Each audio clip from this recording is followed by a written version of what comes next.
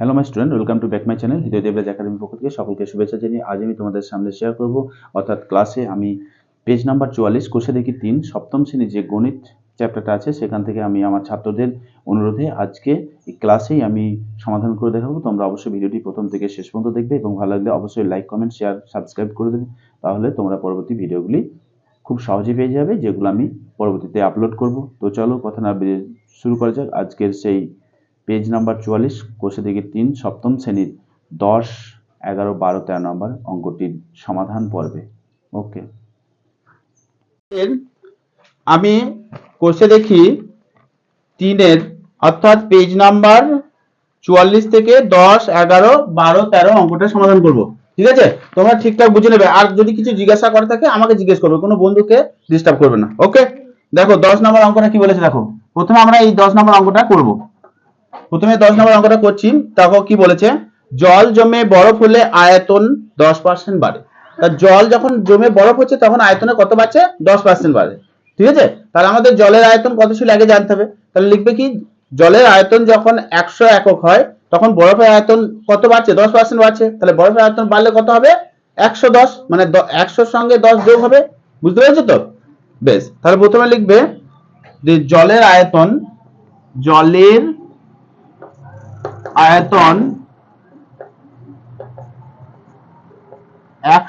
হলে বরফ কত হয় বলতো? 10% বলেছে, যেহেতু জলের আয়তন 100 হলে বরফের আয়তন হবে,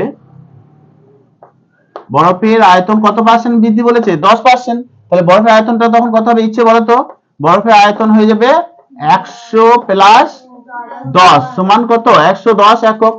110 একক। ঠিক আছে, এইবার কি বলছে দেখো, যে জল কিছু পরিমাণ জল তা থেকে বরফের আয়তন অনুপাত। আচ্ছা, এইবার বলছে আমাদের জল ও বরফের আয়তনটা কত হবে। ঠিক আছে, দেখো অতএব জল ও বরফের আয়তনের অনুপাত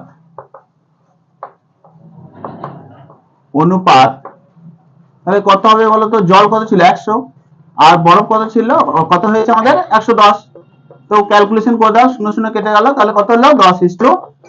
এটা উত্তর। ঠিক আছে, নেক্সট দেখো আমরা 11 নম্বর অঙ্কটা করব। এবার 11 দাগের অঙ্কটা কি বলছে দেখো, যে আমার বয়স 12 বছর, আমার বাবার বয়স 42 বছর, দুজনের বয়সের অনুপাত কত? তাহলে কিছুই না, লিখবে আমার বয়স কত? 12 বছর। খুব ইজি অঙ্ক। আর কি আছে? বাবার বয়স, আমার বাবার বয়স কত বছর বলেছে? 42। এবার দুজনের অর্থাৎ দুজনের বয়সের অনুপাত দুজনের বয়সের অনুপাত তাহলে কত হবে? 12:42।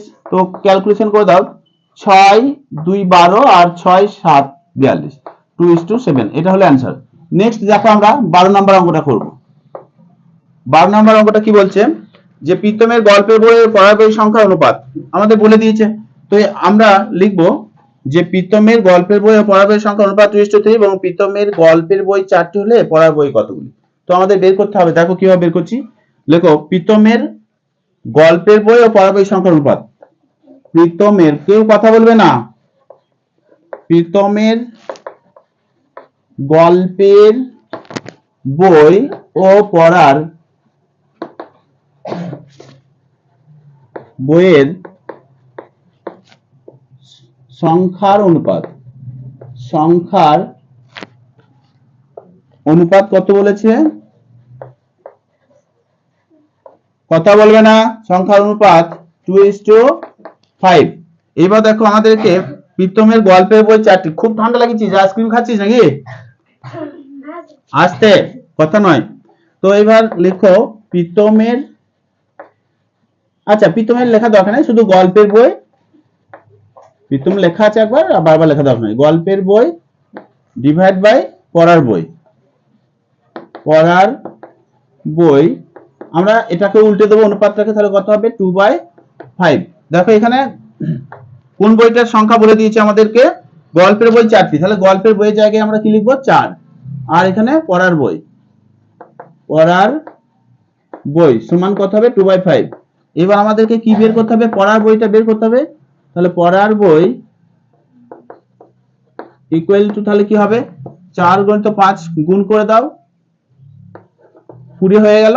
আর এই যে দুইটা বইয়ের সঙ্গে গুণে ছিল এটা ভাগে চলে আসবে দুইটা, তাহলে কত হয়ে যাবে 2 10 20। তাহলে কত হলো, অতএব পড়ার বই কটি, অতএব পড়ার বই কত 10টি, বই সমান কত 10টি প্রীতমের। এটা হলো অ্যান্সার।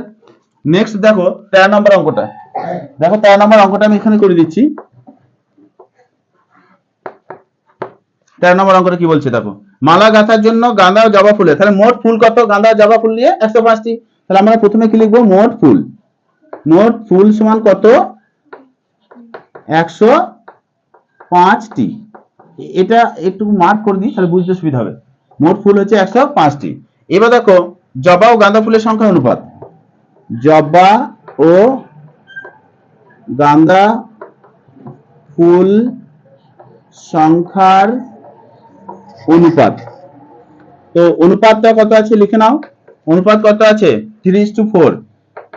এবার নিচে লিখে নেবে মোট অনুপাত, মোট অনুপাত, মোট অনুপাত কত হবে আমাদের 7 হবে, 3 + 4 সমান কত হচ্ছে 7। এবার তারপর কি বলেছে যে গাঁদা ফুল কত আছে জবা ফুল কত আছে বের করে নিতে হবে। অতএব গাঁদা ফুল সমান, গাঁদা ফুল সমান কত হবে 105টির মধ্যে এই যে 3 ডিভাইড বাই মোট অনুপাত 7, 7 15 105, তাহলে কত হলো 45টি।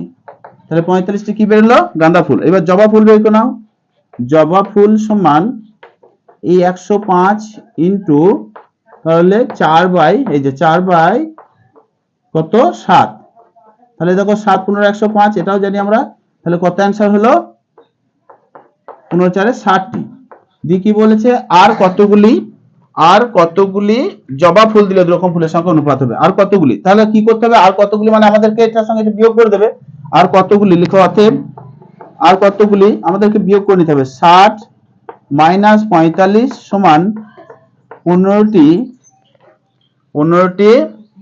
জবা ফুল দিলে, 15টি জবা ফুল দিলে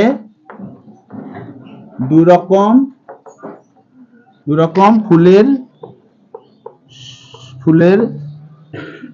সংখ্যার অনুপাত সমান হবে, সংখ্যার অনুপাতটি